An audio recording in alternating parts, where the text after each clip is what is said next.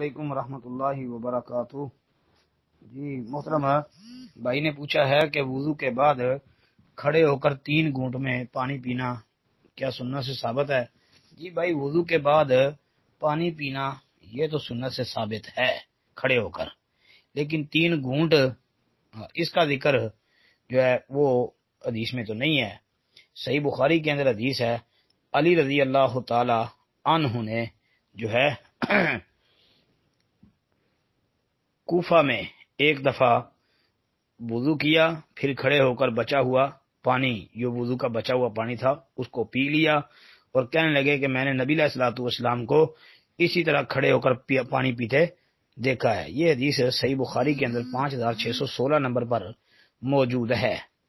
جی اس کے علاوہ اور بھی کئی کتابوں میں، مثلا شرح معانی الاثار امام طحاوی رحمۃ اللہ علیہ کی، اس کے اندر 156 نمبر حدیث ہے، جلد 1 ہے، صفحہ نمبر 34 ہے، اور مسند بزار اور کئی کتابوں میں یہ موجود ہے۔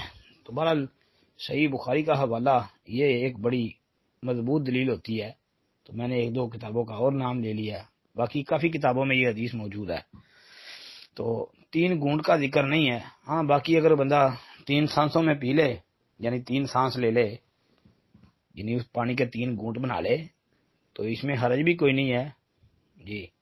اب باقی اس میں لفظ نہیں ہے یہ۔ السلام علیکم ورحمۃ اللہ وبرکاتہ۔